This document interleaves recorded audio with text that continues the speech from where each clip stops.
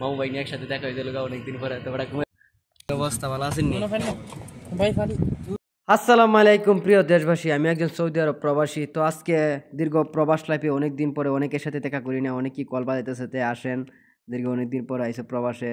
তো কারোর সাথে দেখা হইতেছে না, তো বাইকনা কল দিছে, তো বাইকনার দ্বারা যাইতেছি অনেকের সাথে। আজকে ব্লগের মাধ্যমে আমি আপনাদেরকে দেখাবো কার কার সাথে দেখা করি এই প্রবাসে।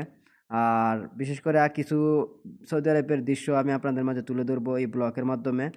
আর এই যখন যাইতেছি রাস্তার পাশে, তখন অবশ্যই ট্যাক্সি লাগবে যাইতে গেলে, আইটা যাওয়া যাবে না কিন্তু কিছু। তো ওই বাড়িটার বাড়ি হচ্ছে সিলেট, সিলেট বাড়ি। তো দেখে খুবই ভালো লাগলো, দেশের মানুষ। যাওয়ার পথে পায়ে এলাম ট্যাক্সিটা, তো ভাইটাকে বালাপুরা জিঙ্গাইলাম। তো ভাইটা বলতেছে যে, তো ভাই আপনি কি ক্যামেরা করতেছেন, ভিডিও করতেছেন? আমি কি, হ্যাঁ ভাই ভিডিও করতে। আমার একটা ইউটিউব চ্যানেল এবং কি একটা পেজ আছে, এই পেজের মধ্যে আমি ভিডিওগুলো পোস্ট করি নিয়মিত নেই মতো না। আর এই যে দেখতেছেন, এটা হচ্ছে বাহিরের সৌদি আরবের একটা দৃশ্য। আর প্রচুর গরম, আর পাহাড়, মানে কি বলবো পাহাড়ের কথা আমি আপনাদেরকে। বিশেষ করে কিছু কিছু বিষয় আমি আপনাদের মাঝে তুলে ধরি এই প্রবাস লাইফে। কারণ প্রবাস লাইফে অনেক কিছুই, মানে মন মানসিকতা ভালো থাকার জন্য অনেক প্রবাসী, অনেক টিকটক, ফেসবুকে, অনলাইন জগতে পড়ে থাকে। তো বিশেষ করে আমি আপনাদেরকে একটা মেসেজ দিতে চাই, আপনারা যখন অনলাইন জগতে পড়ে থাকেন, আপনারা অবশ্যই আপনারা ফেসবুক পেজে এবং কি ইউটিউবে কাজ করবেন। অবশ্যই আপনারা পাশাপাশি একটা ভালো একটা মাস শেষে অ্যামাউন্ট পাইবেন, এটা নিশ্চিত। আর বিশেষ করে আমি আজকের ব্লগটা করা হচ্ছে গিয়ে, আমি সব কিছু আপনাদের মাঝে তুলে ধরাটা, কার কার সাথে দেখা করি এটাই।